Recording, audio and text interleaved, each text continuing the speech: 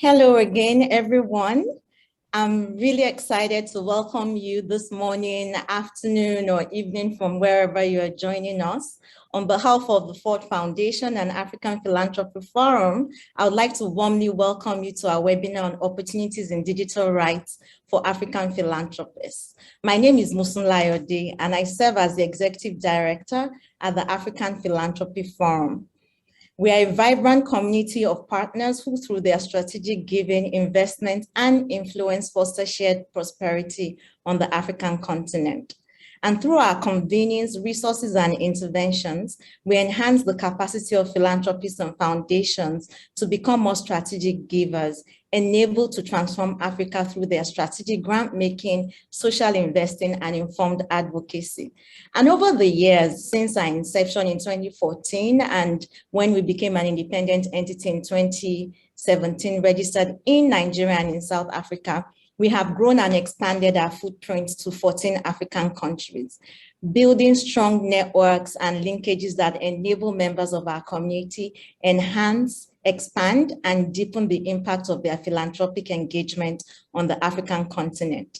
We're so excited today because this is a very important point for discussion or issue for discussion that we haven't really delved into at the African Philanthropy Forum. We all know the important role that technology plays in our lives, from accessing healthcare to education to running businesses. But we also know that we have experienced, depending on where you are on the continent, there have been various experiences that have hindered our capacity to access the internet or access technology, from internet shutdowns in some African countries to bans in other African countries. And at APF, we recognize the importance of philanthropists in providing an enabling environment for citizens and Africans in general to access the internet or access technology to enable them live productive lives that will really enhance our development and move us closer to the Africa that we really would want to see. And so today we have an amazing panel of speakers drawn from all over, but they also have experience working on the African continent that would share from their wealth of experience. And we would also want to hear from you. So we want this to be engaging. Keep the comments coming, keep the questions coming. Don't wait until Q&A before you begin to engage with us. So we want to do this together. We don't want to speak to you. We want us to interact, and we're looking forward to what we consider one of the first in many series of conversations and engagements with you. So at this point, I'm going to hand over to Mindy Aponte, who is the Chief Experience Officer at Spitfire Strategies. Welcome, Mindy. Thank you so much, Mosun, for the kind introduction and that wonderful background. As mentioned before, I'm the Chief Experience Officer at Spitfire Strategies, based in Denver, Colorado, the US. So we truly are global today, as you will see in this panel discussion. Before we get started, just a couple of quick housekeeping notes. Today's discussion will be recorded for the purpose of live notes only. And the agenda will start with a panel discussion of experts from around the globe and in Africa working at the intersection of philanthropy and digital rights. The goal of today's panel discussions are three things. One is to provide a brief introduction to the world of digital rights, including digital trends that are occurring throughout the global South, to uncover insights of regional funding for digital rights in Africa and in other areas with similar challenges. And then three is to support funders and philanthropists in seeing the opportunities of where they can get involved and how you can get started. We have 20 minutes for the Q&A period where we will ask you to have an opportunity, and we also have an opportunity for Q&A directly after the panel discussion. I'll go ahead and introduce our experts for today. We had one person who was unable to join us. However, I'll name her because we all love her dearly. Her name is Graciela Saliman. She's regional lead for Latin America for the International Resource for Impact Storytelling and is based in Brazil, where she works to help and work with and motivate funders of all regions to support civil society organizations focused on digital rights. We miss her, but we wish her well. She was just feeling unwell this morning.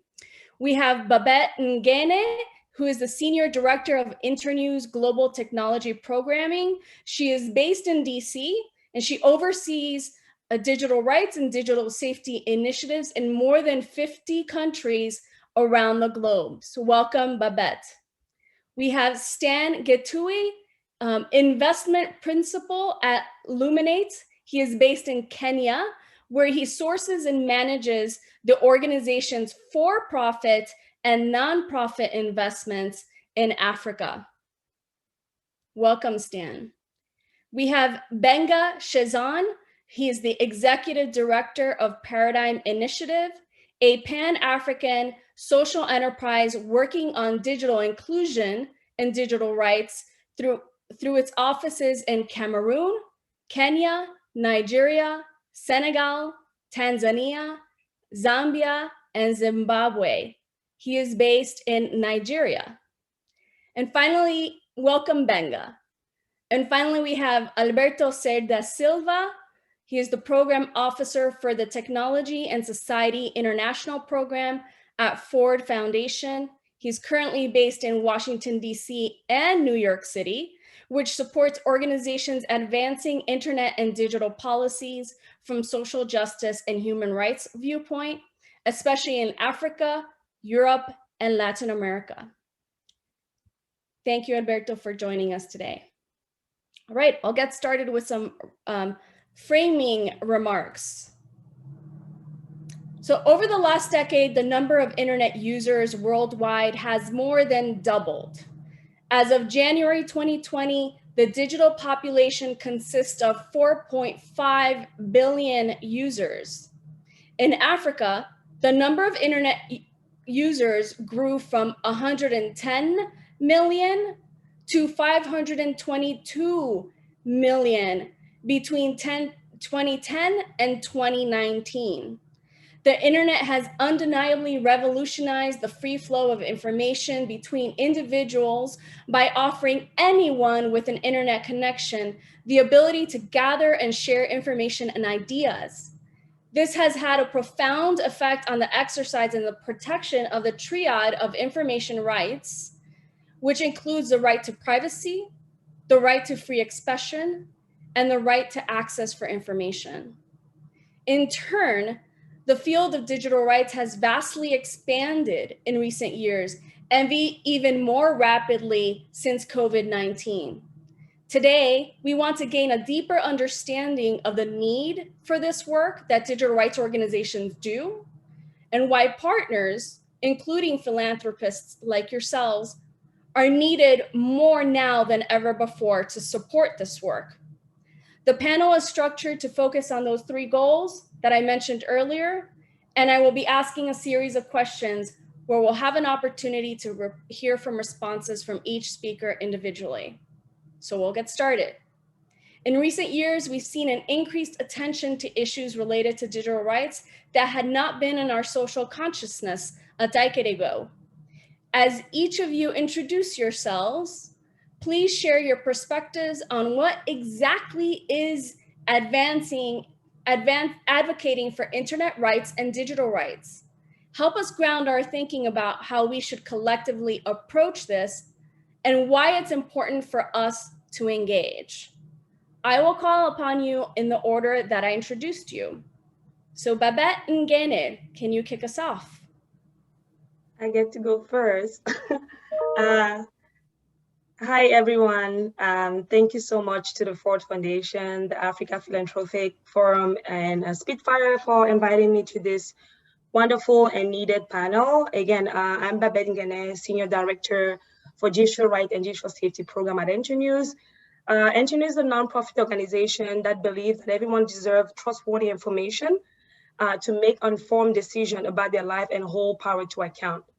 To respond to this question, Modi, I would like to start on providing some statistics. I recently read the latest research from the World Bank on internet penetration on the continent, and it's only 22%, at least from the latest survey that they've shared. So that means that only 1/5 of the African continent has access to the internet.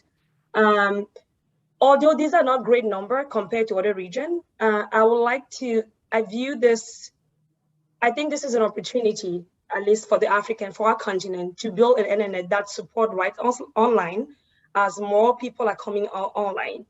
60% of the African population is under 25. That means, if not already, technology will be critical to people's day-to-day life. So with this framing in mind, from my perspective, advocating for internet and digital rights includes, mainstreaming and connecting these issues to other critical development issues such as health, education, businesses, the internet impact, all of that. And so it's important to, when we're promoting this, to bring it home and connect this to everyday's life so people can understand this concept that if not explained very clearly, could seem like something that is super, out of touch or not connected to people's lives, right? I also believe that advocating for internet and digital rights includes having a holistic approach to capacity building.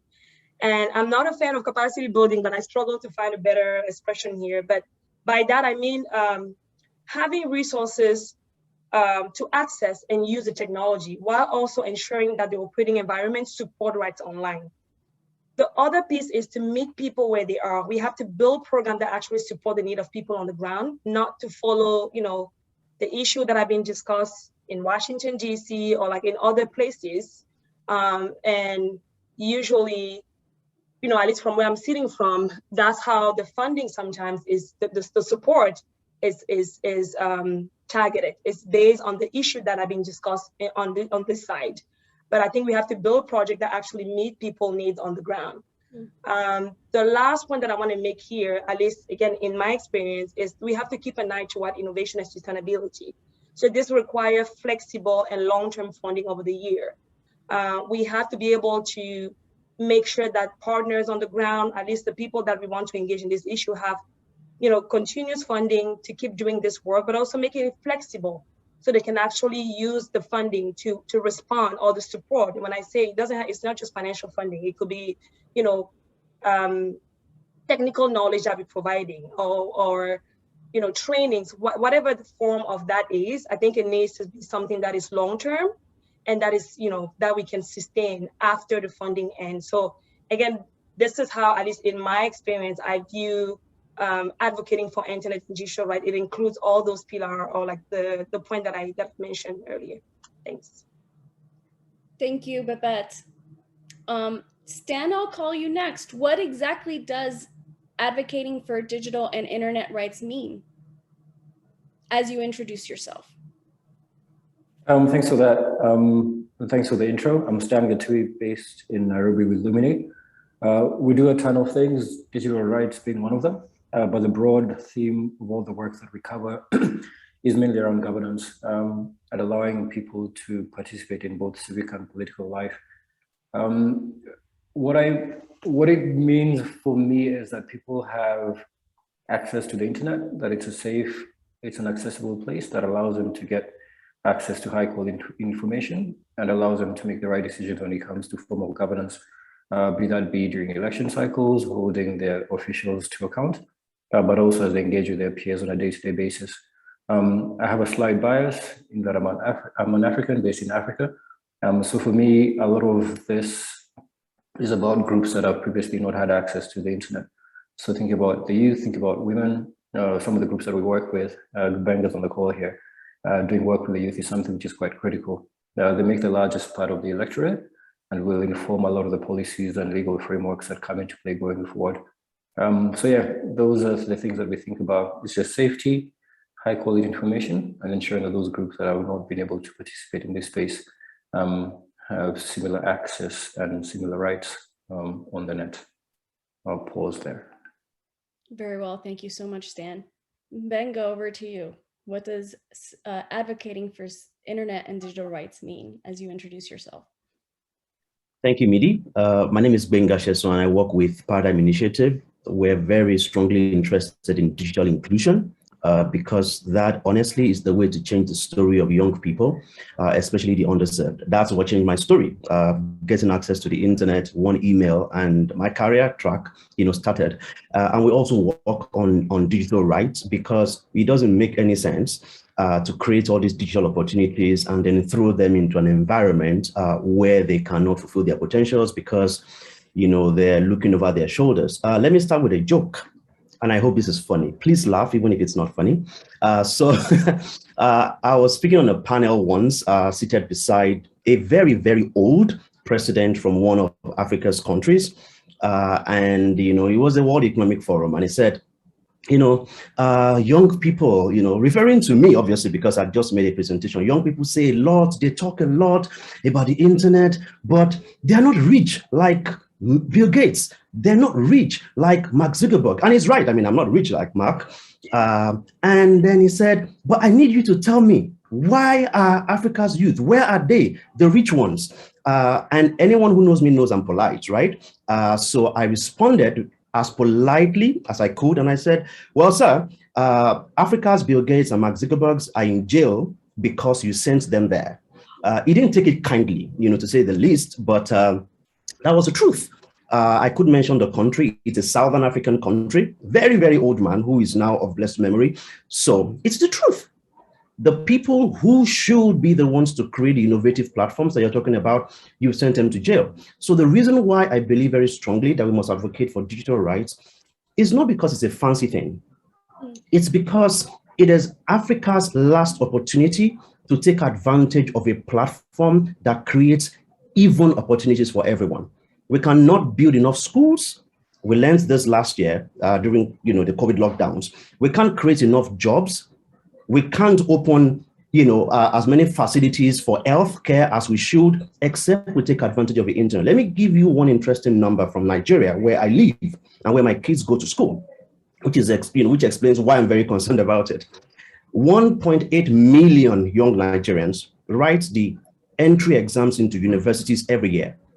But the capacity of all our universities, private and public combined, come to 800,000. That means every year, if all the students do well, 1 million students will have nowhere to go to school. Here comes digital opportunities. With digital opportunities, we can scale the existing platforms to create more room for training. The same thing in healthcare, the same thing in jobs. But unfortunately, because the African countries, many of the African countries we work in have been so focused on clampdowns, on trying to make sure that citizens do not speak their minds freely, we've lost the opportunity of spending that amount of energy on creating a unique opportunity for every young person to have the kind of experience that I had. I got access to a computer. I got access to an email address. I sent one email to one person. He replied to me, and it started my career, which I'm still building today. So for me, this is very personal. And this, I think, is our opportunity to move away from an environment of always complaining and clamping down on rights to an environment where every young woman, every young man, that Stan was referring to, every young man and woman on the African continent can have access to technology tools and use that to change their lives and that of their families. So when we do that, then we can have a better country. And maybe even the politicians who are busy clamping down today can seek re-election, possibly, because the economy will improve. So they won't have to clamp down. They will then benefit. So it's a win-win for everyone when we have an environment where people can express their, themselves and use the platforms to improve their lives. Thank you, Benga. And we'll also speak about some of those trends that you mentioned in the rest of this panel discussion. What is actually going on the continent? All right, thank you. We'll tee it over to Alberto for final introduction and a remark.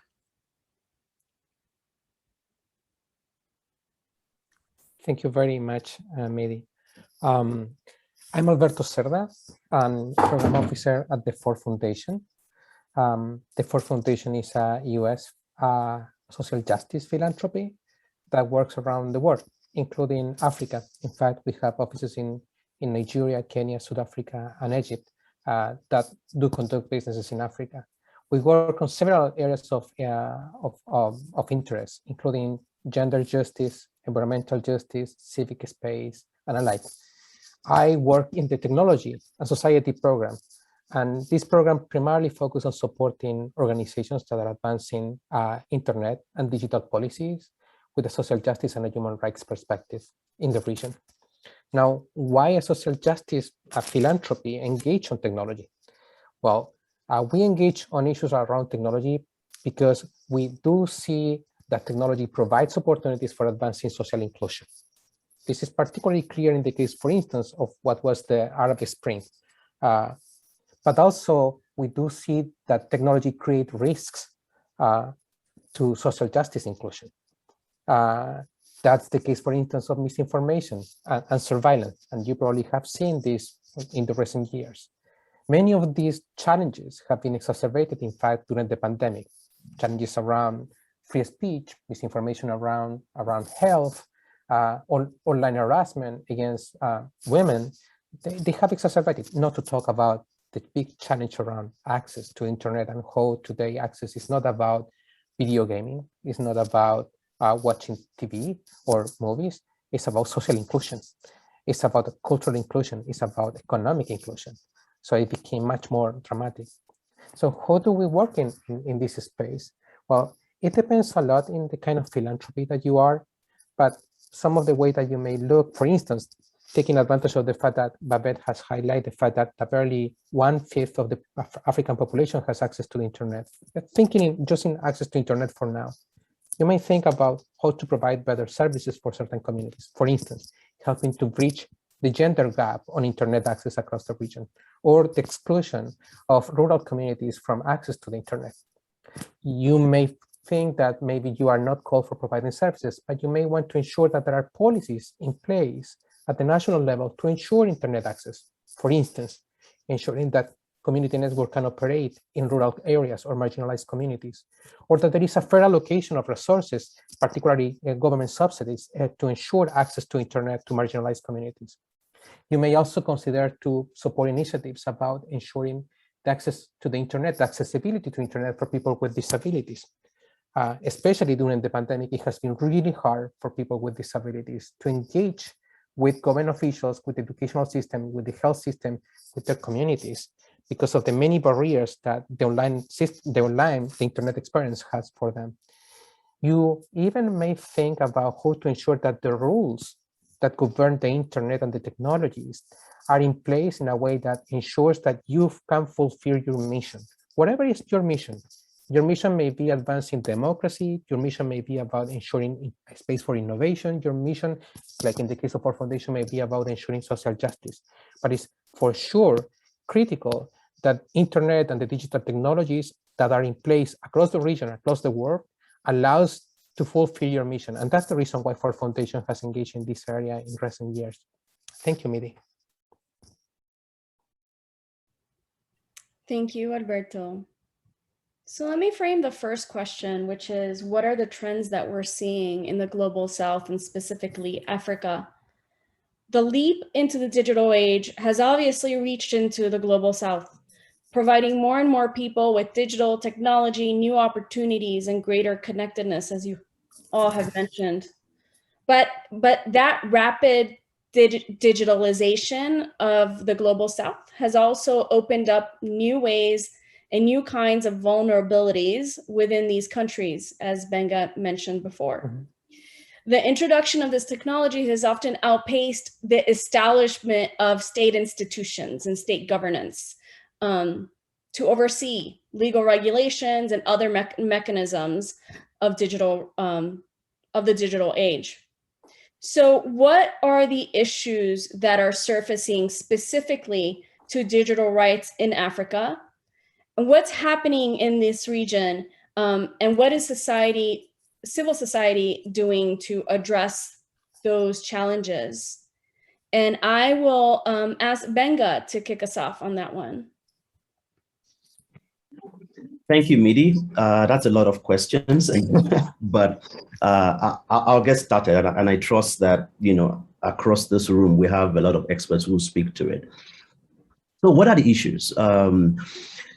I was hoping that some issues will not be mentioned today. I was hoping we won't talk about censorship anymore, right? Countries switching off the internet, or my own country, my lovely Nigeria, switching off, Twitter, and things like that. But we're still there. We're still here. Censorship all over the place.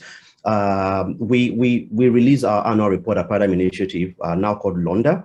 And for the 20 countries we looked at last year, one of the things that remained consistent was that security agencies took advantage of COVID-19 to conduct surveillance. And that's weird because everybody believed that health surveillance is in the interest of everyone and fighting the virus. But many security agencies in many African countries turned this into a fight against the opposition and active citizens, not against the virus. And that's weird. That's a weird way to carry out surveillance. We also have, what we've called at PAIN data abuse impunity by government agencies, multiple agencies of government collecting data, some in the name of health, some in the name of, censor, some in the name of, providing services. And even when that data is leaked, one of the countries that we work in, millions of citizen data was found on the dark web available for sale. We reached out to the relevant government agency and said to them, you can stop this problem by punishing the agency in charge of this so that no one will do this again. We were told, oh, that's fine, we'll take care of it. Maybe they will do that tomorrow. So you continue to have data abuse impunity, which is a terrible thing. If only this were the issues that were limited to online and data abuse, it would be fine. But we also have a deliberate attempt at closing the last standing civic space, which is the online environment. If I go on TV, and this has happened, either in Nigeria or in another country where I'm on a TV show and the host is telling me, please be careful during the break, don't say that next time. Or when a radio show and they actually end the call because I've said something that they don't want their licenses seized for. So you have the only other place where people can go to and express themselves freely is on the internet. And so we now have a deliberate attempt by governments to create new laws to make illegalities legal. And this is where it gets dangerous, because if it was an illegal act, you could go to court. But this government, we've seen this in Ethiopia, we've seen this in Cameroon, we've seen this in Nigeria. It was going to happen in Benin, but thankfully citizens, went against that, and the government, woke up and decided not to do it. But you turn something that should be illegal into a legal activity because the judiciary and the legislature are not independent from you as the executive, and then whatever you do then becomes illegal, which is where it gets very complicated. But thankfully, civil society isn't resting, since that's one of the questions you asked. I actually think that because we're now having all this acquired sophistication by many governments, many civil society organizations have also begun to realize that the things that we used to ignore and maybe overlook and say to ourselves, we don't have enough resources to fight this, those things, if we keep quiet about them, will become the new normal. If they do become the new normal, then it raises the bar of engagement, because as civil society, one of the things that I love is the fact that we now have a lot more conversations across different silos.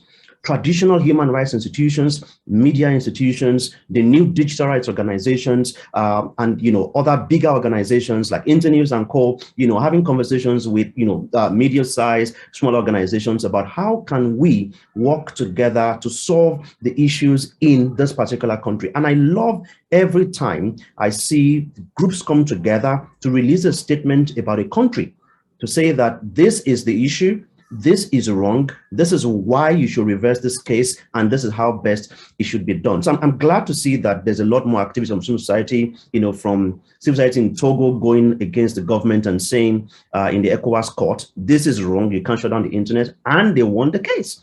So we now have in the bag a few victories. Even in Nigeria, where we've had a streak of losses of all our court cases at PIN, we won one, against the Ministry of Science and Technology. In fact, we were even awarded 100,000 naira, which we will never get. We know we'll never get the money, but at least we won the case. And so this is very encouraging that we are now beginning to see that, as they say, as we say around here in my local language, there's a proverb that if you chase a goat to the wall, then there's only one thing it can do, is to turn around, run towards you, and most likely bite you. And I think that's exactly what's happening now, not just with civil society, but also with citizens. Many governments have pushed people to the wall such that they've turned around and are now beginning to ask more questions. We saw one proposed bill that we were going to get to work about in the office about 2 months ago. And while we're discussing the bill and how we should respond, communications, talking to digital rights team, talking to, guys in design and all that, we saw that on Twitter, everything had gone on fire. Citizens who normally did not engage were beginning to line by line analyze a policy document. This didn't happen 2 years ago. This didn't happen 1.5 years ago, but it's beginning to happen now because the repressive actions of governments are beginning to trigger reactions from citizens and civil society. While we don't like the fact that there are violations, we are glad to see that those violations are now beginning to wake people up to what they need to do in terms of pushing back. Thank you, Benga.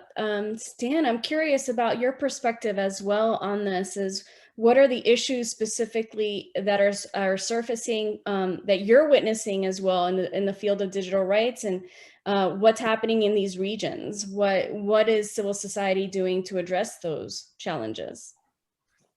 I'll echo a lot of the sentiments that Benga has said, but I think I'll answer the question slightly differently.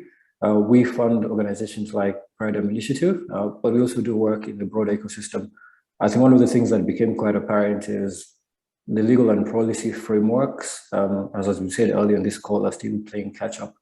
So you compare this to perhaps the EU GDPR that is well established. A lot of African countries are either in the process of setting up those frameworks, which does take time. It's not a comparison relative to what's happening in the EU, but just creating space to set up legal and policy frameworks that are relevant for the context where we are. So a bit of that involves doing lobbying advocacy through CSOs, but also doing some work in strategic litigation. Unfortunately, a lot of these things have to be adjudicated in courts. As Benga said, you have some positive judgments, you have some determinations in court that then set the precedence for how these issues are addressed in the public space. And we see that playing a quite critical role. We also do a lot of work in storytelling and narrative, ensuring that the dominant narratives about a lot of the spaces in the digital world counted, because the internet and digital space does have a crucial role to play, both in the economy, in electoral processes, but also with how we engage with governance. So ensuring that those narratives are also counted to also emphasize that this does remain a space that has to be curated and made safe for people to participate in. Yeah, so the commons piece, but also litigation to go hand in hand with the work that we do with CSOs like Paradigm. Excellent. Thank you so much, Stan. And this next question, Babette, is for you. So why and how should we build a community of digital rights advocates in underrepresented communities? Yeah, thanks, Mary. But before even getting to this question, I just want to say yes to Benga and Stan's remark on what's happening in the region in terms of like censorship and what civil society are doing to respond to that. It's similar to what we're doing at NGOs in terms of responses. To this question, I'll give you an example. Back in 2017, I went home. Home is Cameroon to me. And at the time there was a shutdown happening in one region of the country, right? But on this side, it was barely talked about.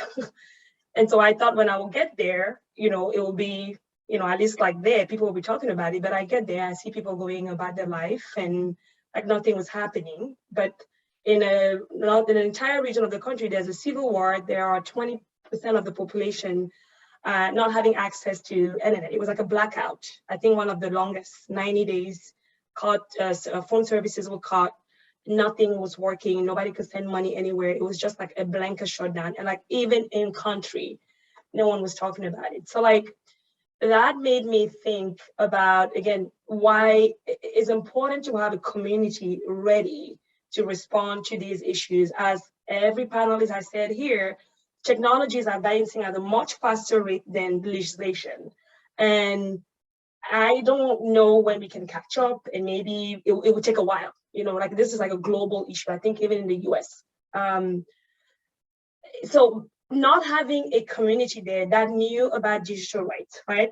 That knew about this concept of, you know, the same right that are protected offline should be protected online was a huge gap in advocacy. So there's nothing that people could do. There was like, people didn't know that they can even like ask the government to like restore the internet, right? Like, and so this is why I think it's super, when I say underrepresented, it's like country that don't get usually a lot of, that, you know, smaller, I don't want to say smaller country, but country that don't get a lot of, how do I say that? You know, if something happened in Kenya or in Nigeria, people will know about it. Like these people are, there's a community there. It will get talked about here. People will hear about it. But like in some of the smaller country, you don't get a lot. You don't hear a lot about what's happening because there's not a community. And the problem with that is that trend, what I've also observed, trends travel. Government are copying those negative trends, because after the shutdown in Cameroon, there was a shutdown in Gabon, there was a shutdown in Chad. No one heard about these things, again, because like this community did not exist at the national level, and they were not connected to the regional level as well, with peers like Paradigm Initiative and others. So what we did there in coordination with group like Paradigm Initiative is literally build a community from the ground, literally. So working with actors, working on the fringe of digital rights. So like journalists, lawyers, technologists. There's no one there that I could call at the time like a digital right advocate, because that concept was super new.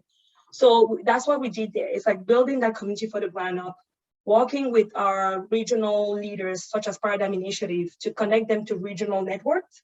And I think Paradigm Initiative did a really good job embedding countries like Cameroon and others, Central African countries that are underrepresented in this debate, into that network. We also made sure that like their voice, you know, including them in some international, regional international convening, such as, you know, the GNI, the Global Network Initiative. And that led to, you know, the UN Special Rapporteur issuing a letter to the Cameroonian government condemning, you know, the shutdown. Like GNI issue a letter, like that just gave the whole issue more publicity. That if that wasn't done, like I don't think the shutdown would have ended. At least, you know, the moment that the people start calling out, you know, the government had to restore the internet. So I do think that is super important to build that community. And how do you do it, frankly, is by working with traditional human rights organizations, you know, lawyers. I don't think you can change the operating environment without lawyers, right? We cannot talk about digital right without technologists. And one of the challenges that I've seen in this space is that it's a little bit better now, but we're working in silos. You know, like you had policy advocates going to the conferences and having the meetings, technologists attending separate conversation, lawyers never being part of this conversation. And so that's like a critical stakeholder group that needs to be part of this if you want to build that. And so something that we have done over the years is to build a very like diverse multi-stakeholder coalition to engage on digital rights issues. And that includes like journalists, lawyers, you know, technologists, businesses, local businesses, because all of that is part of that ecosystem. So again, for me to build that, you have to work with all these actors. And you should really, I think also connecting them to regional network is important. Having somebody in like that in a similar context that can help is super important. Yeah, that's why I think it's important to do that. Otherwise, you're going to see this trend traveling and never seeing the trend changing the other side. Wow. Thank you so much for those remarks, Babette. I just want to pause real quick and say thank you and welcome to folks who have come and joined us in the last few minutes. We're going to extend this part of the conversation a little bit further. But if you do have questions that are percolating on your end and you'd like to ask, please go ahead and use the chat function after we complete this this brief section on funding and why funding and where to fund and what grantees need most from funding, we'll tee it up to an open discussion. My next question is, Alberto, specifically from the lens of funders. Based on what we've heard so far, we'd like to know, now move into how funders can support activities that advance digital rights, from advocacy and litigation to research, policy, and even digital literacy. Where are the places that funders can support in the field, particularly when it comes to unique challenges posed in Africa? Thank you, Midi. So the first thing will be here to advise colleagues that to find what is the sweet spot in which your programs, your foundations, your philanthropy can engage with technology. Like, unfortunately, not all philanthropies are the same. Some of us have different agendas. Some of us are working in innovation, in democracy, in development, in human rights, in social justice. But I'm sure that whatever you are doing, whatever is your mission, your philanthropic mission, I'm sure that technology somehow intersects with your work and is becoming bigger and bigger in your portfolio. So you don't need to reinvent your philanthropy endeavor. You just need to find what is the sweet spot for you. And across the region, you may find numerous challenges that are specific to the African context in which you can make some investment. I'm thinking here, for instance, that in some cases you may want to support organizations running campaigns to raise awareness about human rights or social justice implication of technologies. I'm thinking here, for instance, in the campaign run by Paradigm to call attention about the shutdown of Twitter, or the campaigns run by CIPESA about the shutdown of Facebook in Uganda in recent years. I'm thinking here that if you're a funder working in the gender justice space, you may consider to support initiatives about dealing with the online harassment of women across Africa. This has become particularly problematic, especially for women that are trying to play a public role, like those that are running for the office, those that are journalists. I liked in this regard, for instance, the work that colleagues at Kikanet in Kenya have done in terms of highlighting the impact that online harassment is having in women that are trying to engage in public policy. If you're a more legal mind foundation, you may want to consider to support some strategic litigation about digital rights issues. Some examples of this, organizations like Article 19 in Kenya challenge successfully the implementations of laws that would require internet service providers, the company that provide internet, to surveil citizens and to provide access to information to government officials without a court warrant. I find that very interesting and very successful. Legal Research Center in South Africa was able to challenge the implementation of a law that will require, that will allow intelligence officers to get access to personal information of all the users in South Africa without a court order. I found that outstanding in terms of preventing the negative externalities of the internet access, which is surveillance or social control on people. In some cases, you may find opportunities in which there is a chance to get a positive interaction with government officials in advancing good policies. Here I'm thinking, for instance, in the allowing community networks in Zimbabwe, or implementing data protection law in Kenya, or advancing the inclusion of people with disability in Eastern Africa. As numerous grantees of our foundation have been playing that role too. You can go all the way from confronting the government to collaborate with the government, depending on your local context. And I think that everybody can find the sweet spot in which we can make progress in this regard. The one challenge that we're having, and Babel was pointing out to this by the end of her last question, is that the fact that we don't have a critical mass of donors just working in this space. And we need to create incentives for new donors to come on board. One of the reasons why we have the conversation with Mosum regarding to creating this space with the African Philanthropy Forum was precisely because to create that space to meet people, to learn, and to collaborate among donors that are working in this space, but also potentially new colleagues that are considering to engage in this space. but they may need additional support for moving forward. I really appreciate the fact that the African Philanthropy Forum decided to move in this direction, because this is internet and technology are becoming more and more critical in any of the spaces where we work as philanthropists. Thank you for that, Alberto, for giving us a perspective of the funder. And now I'd like to think about the perspective from the grantees. And so Benga, knowing that you don't represent all grantees, and very mindful of that, I'm curious about your perspective. What is it that grantees need the most? And what are the challenges that you also experience with funders in this space? And we know you have a strong relationship with Stan and Alberto, so you can also tell funders how can funders also improve in this area from your perspective? All right. Thank you, Midi.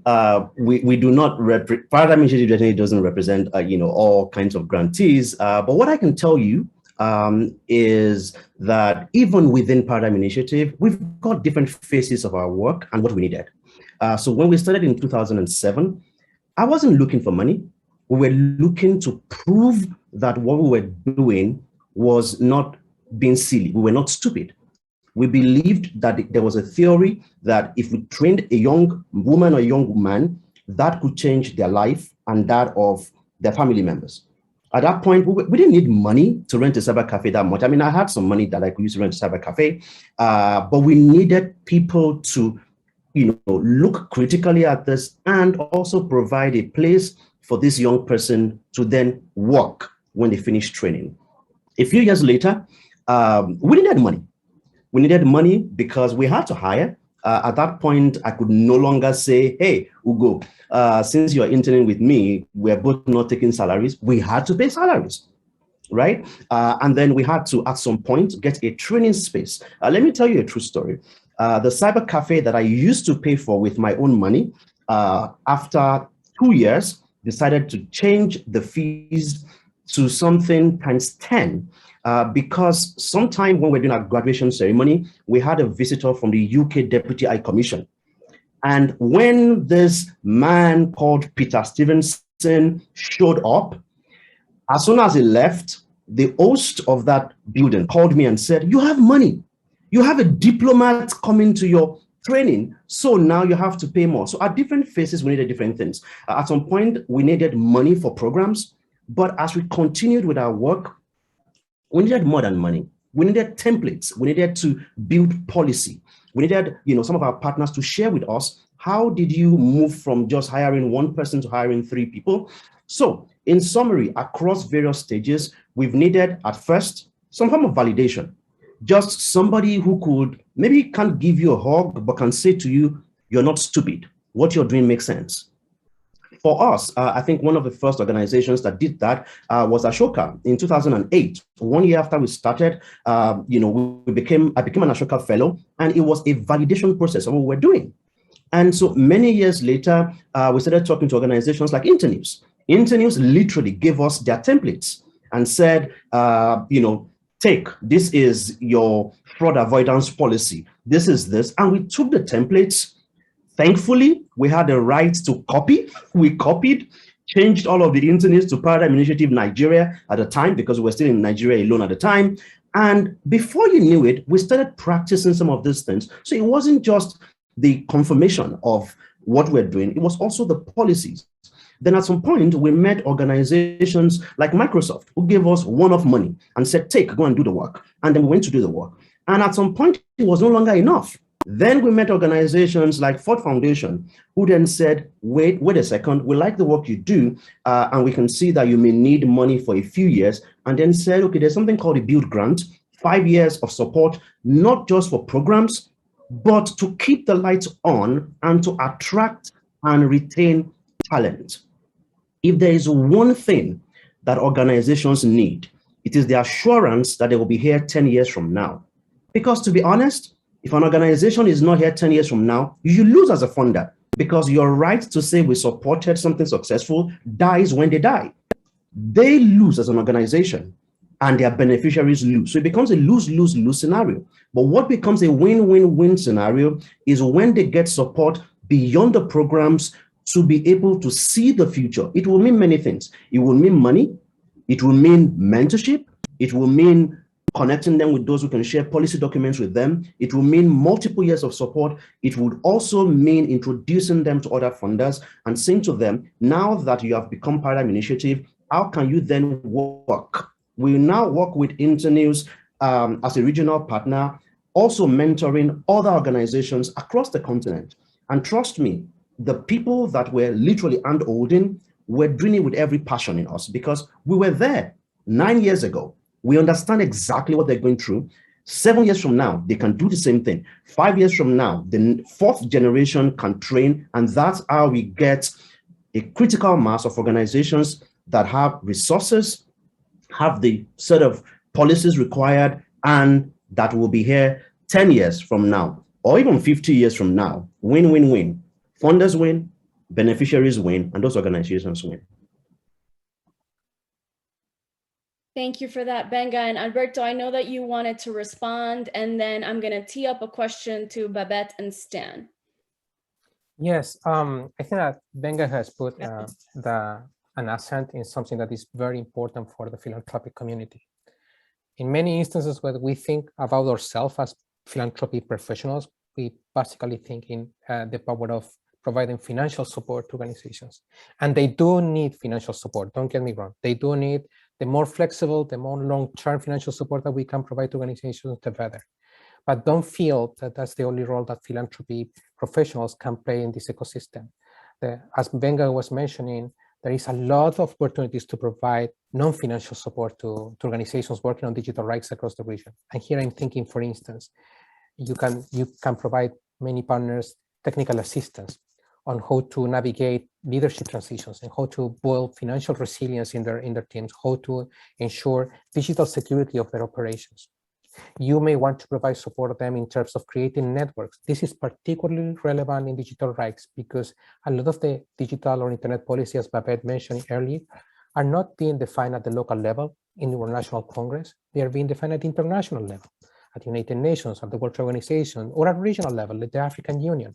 And there are a lot of examples of this. And how do we support our partners across the regions to create networks that allows them to take advantage of these international processes by shaping the outcome of those processes, or to use positively those outcomes in the local level? And therefore, supporting networking may be also an opportunity that you want to explore. And the other thing is that donors, any donor in any philanthropy institution has a lot of social capital. And your social capital may be with other social movements, maybe with government officials in your communities, it may be with businesses and entrepreneurs in your communities. It will be good also to support digital rights movement, to have better bridges with those other communities so that their work can become more effective and we can actually ensure digital rights across the region.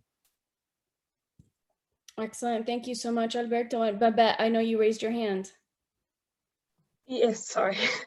No, I just wanted to, Internews, I'll be honest, our funding come from government entities, and the realities with those grants is that it's taxpayer money, so it comes with a lot of requirement. So, I'm not a fan, but like we have to do it because it's like taxpayer money, so it comes with all this regulation. But like one of the challenge with those grants is that you then have partners on the ground who also need to be expert in USG grants management, right? Like learning all those regulations, which takes a lot of their time. And I think this is actually a gap that philanthropic funding can fill because they should have more flexibility, or they can have more flexibility that the grant that I oversee could.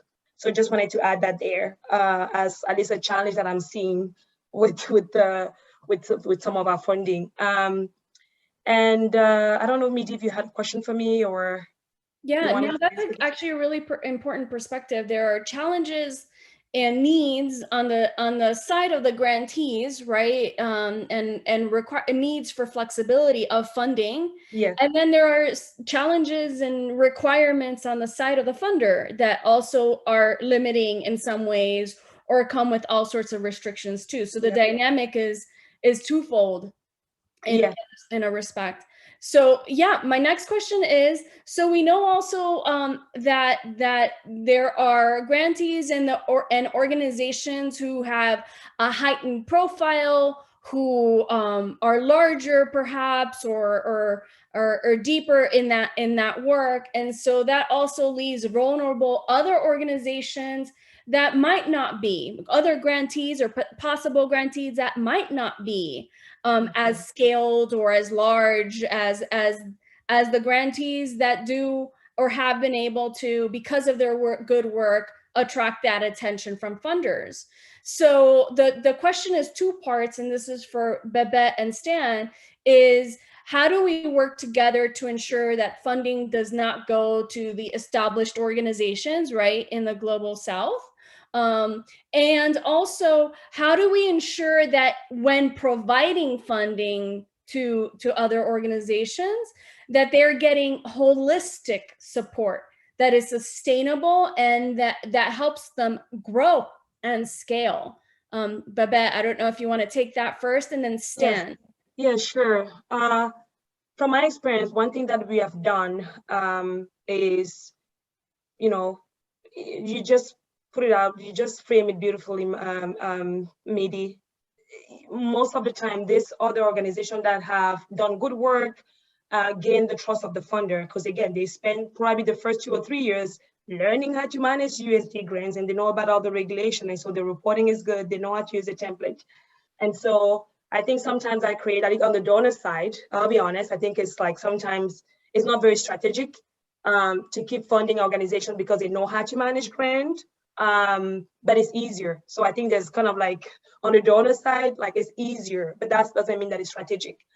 So one thing that we've done, the flexibility that I have at least at NGNews, is that I can create different type of programs, or I can build programs that both have an organization that is super established and bring new ones in that same program. And we really believe at NGNews that like local problem deserve local solution, right? Like if there's an expert if Paradigm is working in Central Africa, it makes no sense for me at NGNews to send an American expert in Cameroon to work with the civil society in Cameroon. Like PIN will be doing that. So PIN will be acting as an expert and continue to get some sort of support. And that is touching on your second point of sustainability. So over the year, at some point, as Benga mentioned, initially we gave them grants to like run program.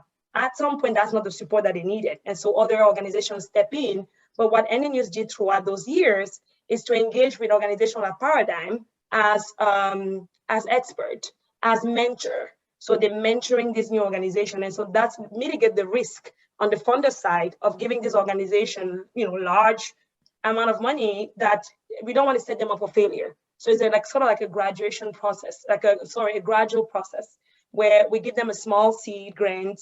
They learn how to manage that. They have a partner in the same time zone as them who can mentor them as they are growing. So that's like one way of doing it. Again, from the last point on how to make this program grow and make them sustainable is by building those networks, right? Making sure that like all those new voices that you're bringing are connected to the regional voices that are very established. For instance, like right now, I'm not doing any work. We're not necessarily working in Central Africa. PIN is doing that, right? So for me, I count that as sustainability because we have made those connections and now they can work together. That means like if PIN is receiving like this, like a 5-year grant from Ford or other organization, those organizations are also benefiting if NGNews cannot do that. Again, so sustainability for me is as long as the work gets done, as long as those organizations don't disappear, whether it is to, still attending trainings, convening, as long as their voice is still being heard, for me, it's sustainability. Sustainability doesn't have to be a program running for 5 years. Sustainability to me also could mean, visibility, making sure that the issue and voices are still being heard as sort of the national context. Thank you. And Stan, I don't know if you want to add to that. We do have a question in queue that I want to make sure we have time to get to from Melody Arance. So, but Stan, I don't know if you want to add to that. Just agree with all that Babette has said. I think what we've done, what I'd say would be slightly different, is change our approach to funding slightly. As Alberto has said, the best way to give organizations support is to give them core long-term funding that allows them to get clarity about their strategy, but also become quite specialized at the work that they do. We did find some struggles in identifying grassroots organizations. And I think part of our role as a funder is to build a community of practice. We've done that through research. We commissioned a report in Nigeria in the DDR space that was done by Steers NG.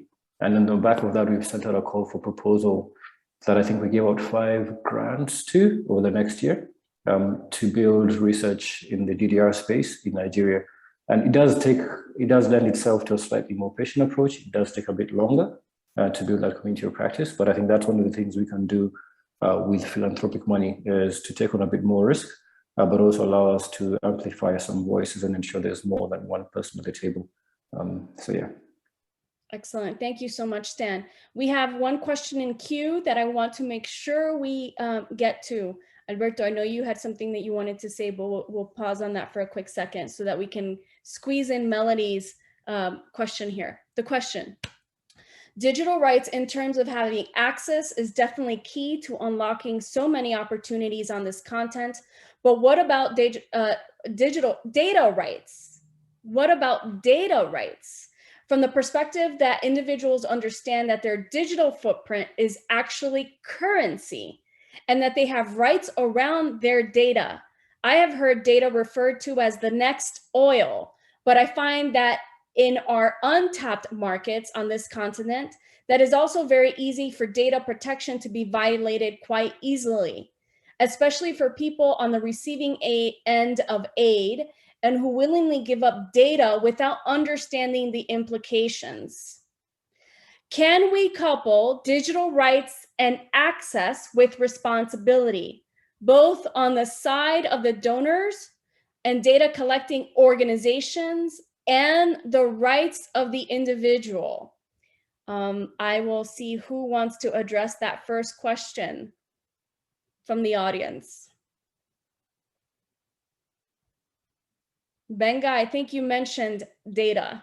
So I'm gonna— Yeah, I was just unmuting my mic, but I was confused when you said from the audience. I know that means question from the audience. I thought you meant a response from the audience. Now, this is a big deal. It's a big deal because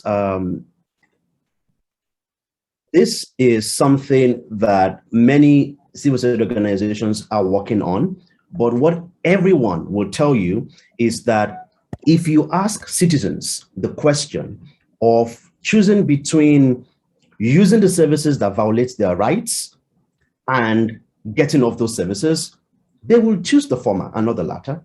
And that means that there is a strong need for education. And I'll give you a very quick example. A few years ago, there was a data dump by an airline.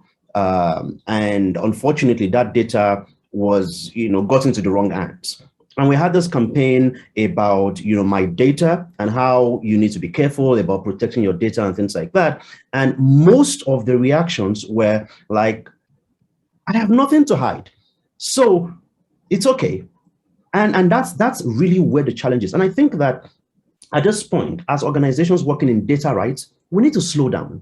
We need to slow down and get the people that we're speaking on their behalf to understand the fight that we're engaging on their behalf. Because it's like we're fighting, data rights, and the people we claim to be fighting for are not as bothered. We need to create a connection in their minds between the data rights we're speaking about and the implications of the loss of their data. Somebody who then understands that my data being abused means that my identity may be stolen, means that I may not have access to government services, means that I may lose money, will pay more attention. And we have an example of this. Many years ago, 2007, 2008, we were running campaigns on cybercrime. in Nigeria, and people didn't pay attention. A lot of people didn't pay attention. Of course, they at least paid attention because they were losing money, but many of the young people didn't pay attention until we started getting young people themselves to tell the stories of how they were losing not just money, but job opportunities. We created a link between the fact that if cybercrime is a problem in this country, then every time you introduce yourself as a young Nigerian, you're going to be seen as a cyber criminal and you won't get that job. And the campaign turned around. So I think we need that kind of inflection point where the people that we're fighting for data rights for need to understand the connection between our fight and the benefits, that will accrue to them. And not just, the kind of reaction where we say, they say things like, well, I have nothing to hide. So what are you saying in terms of data rights and things like that? Thank you for that, Benga. I have Babette. This is where the conversation always gets heated and we run out of time. So I will tee it up to Babette. I know you had a response for that, and Alberto. And then we'll conclude with Stan, final remarks from Stan. And then Mosoon, you can close us out for this discussion piece. Babette. No, I'm agreeing with, what Benga has mentioned, like there's a need for education. And at least from my perspective in designing the digital rights portfolio at NG News, I don't deconflict, data rights and like digital rights, We currently have programs focusing on data protection and privacy rights in 2 regions. We work in with a partner called Coding Right in Brazil, where so the problem doesn't stop where there's a legislation, right? That's why we found out in Brazil that there was a law there, but it wasn't being applied, right? The data protection, there's no data protection officer, that the government did not create the entity. In Kenya, with Kictonet, we worked when they were trying to pass the data protection law. I think it was passed 2 years ago or 3, I can't remember exactly. So yes, on the education part, because again, this is why I mentioned in my earlier remark is connecting this issue to daily lives is important. Because if you talked about it about like your rights online, if you leave that information, your digital print, it still sounds very, it's like for an elite group. At least when I'm looking at the issue on the continent, I don't think that I can talk to, my dad or mom, they're very educated people. But I don't think if I go to them and say, hey, pay attention to your digital print, they won't understand. But what I can tell them is that the same way you're going to a gated community, because I've seen that now more in Africa, on the continent, you go to a gated community, they ask you for your ID, right? Most of the time they ask for your ID, take that information. No one knows where that information goes. Or in Cameroon right now, to get a SIM card from the telco, you have to provide your ID to get a SIM card. No one knows like who has access to that information, where that information goes, and no one cares because they're like, at least I don't have to worry about anything. So I think about what Benga mentioned about like education is just not having the legislation. It's really important to educate people like what data means. It's just not online. Your data even offline. Who create even offline, you have to be aware of your rights for your data offline. It's just not on the online space, and connecting those 2 things is super important. Again, this is why I said in my earlier remark, we as a community also, we have to stop talking about this issue in a way that only us understand. Because when we use terms like that, it just like, it makes it less accessible as a concept. So we have to really think about how we're connecting this, because if you talk to people like that way, that every time you give your ID somewhere or your passport, do you know if this is like a requirement? Do you have to do it? And by giving that information, who has access to this? I will give one last, share like one personal story, not a personal one, but like at some point someone was sending, was talking about the wife of the president of Cameroon on social media, or like sending text messages to like random number. And so they were trying to catch who was doing that. They had no clue. And that was the purpose behind, asking an entire country to now providing ID card to get a SIM card, because they wanted to be able to track who is saying what about the president's wife. So it's just like when I talk about awareness, it's so important to know about these things and like to educate not only civil society, because I'm worried that we end up in an echo chamber. Sometimes I feel like when I go to this meeting, we are in an echo chamber. We understand each other. But when we leave those rooms, we can't talk to other people that are getting affected by this. So like education, communication strategy, learning how to talk to this issue as sort of like the digital right community is super important. Thank you, Babette. And as we wind down, Alberto, you had a response, and Stan's going to provide us final remarks here before we toss it to Mosun. Wonderful.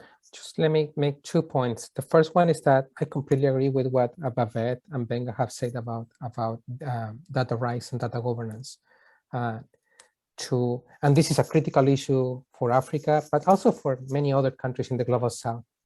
Over the course of the last year, we have heard more and more about the digital transformation of our governments, our countries. In many instances, that digital transformation imply injecting more technology to the state apparatus, to the state governments, but it doesn't necessarily translate in more services to people. In many instances, it translates actually in more social control. And so it's concerning what does it mean data governance and data right regarding to the government, but also regarding to the private sector. Like Facebook is not a government, it's a private sector, it's a company. However, the whole intervention of Facebook in the US politics, in the UK politics, in the Colombian referendum, in Brazilian politics, or in the recent election in Kenya can be explained precisely because of the abuse of the data privacy by companies. So, and in this case, it's not about individual rights, it's not about all about your privacy, it's about the very subsistence of the democratic system. So I think we should highlight the fact that data rights or data governance is not only an issue regarding to the government, it's also regarding to the private sector, and has not only implications for individuals, but also for society at large. And my second point is to answer the previous question, mainly regarding how do we can provide support to smaller organizations. This is a challenging decision for many of us, not only those that are here presenting, but also the audience. Most of us are professionals in the philanthropic sector, and we do know that we have a limited bandwidth. We can make just a certain number of grants, a certain size of grants. We can do grant making only in certain countries, and sometimes we want to go further to smaller grants, to more grant making, to countries where we don't have reach. Some of the mechanisms that we have used and you can explore to consider that is maybe to support learning opportunities, like for instance, supporting the Forum Internet Freedom in Africa that is organized by CPS year after year, or the digital inclusion, the Digital Rights and Inclusion Forum that is organized by Paradigm year after year. You can bring organizations that are smaller in different countries to do space for learning and connecting. You can support also collective endeavors. For instance, the Digital Rights Fund that provides support to smaller organizations in different countries across the region that is being supported by CIPESA. A number of donors have come together to put additional funding for that fund that provides support in organizations that are based maybe in Malawi, in Zimbabwe, in Zambia, where Ford Foundation cannot reach out. Unfortunately, we have limited bandwidth. Or you can support network exercises. Benga, as well as many of the partners I work with in the African context, are part of the African Internet Rights Alliance. It's an alliance of a dozen of organizations, not all of them are Ford Foundation grantees, that are collectively learning, strategizing, and taking action. You can explore the power of learning opportunities, the power of collective funding, and the power of alliances as a way to reach out further than the usual suspect or the already well-established organizations, and to support smaller organizations in nascent organizations in countries other than the ones that you are already working. Thank you for that, Alberto. I'm going to drop in the chat the link to the group that you mentioned, Ira, and tee it up to Stan. And thank you, Benga. I'm going to mention that next. Stan, closing remarks on your end. Closing remarks, again, like everything I've said has been echoing the sentiments of most of my peers in this group. I think to always emphasize that we shouldn't forget who the client is in a lot of the work that we do. And just to double tap on the piece around civic education, just emphasizing the role that citizens have to play in this piece. And for us to keep pushing on the campaigns piece, on advocacy to ensure that people have a heightened awareness of what it means in both the digital and data rights space. Because the power does lie with the people and does lie with the citizens. And I think that's through grassroots campaigns, through education, through public awareness. But I think a lot of these efforts have to be concerted and consistent. And I know those are conversations we have with a lot of the groups that we fund and other actors in the space. I always say creaky doors get greased. So the louder the doors creak, the more grease we'll get on them.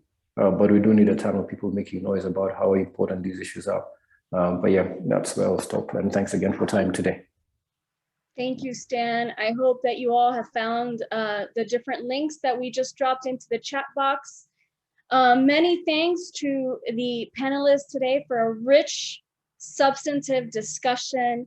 I hope that the audience has learned a great deal and has had ideas sparking in their thoughts during the course of this conversation. And many thanks to the African Philanthropic Forum, Masoon, for giving us the opportunity to crack through that echo chamber today.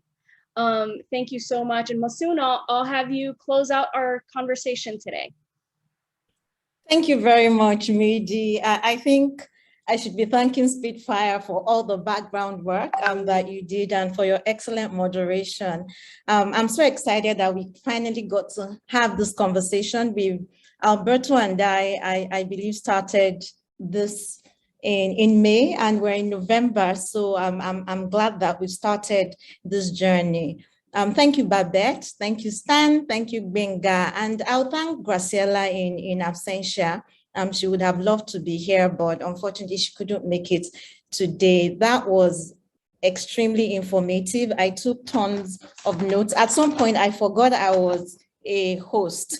I became a participant. So thank you for sharing and for giving personal experiences as well. Benga, I think you should write a storybook because you have really interesting stories that speak to your experience over the years.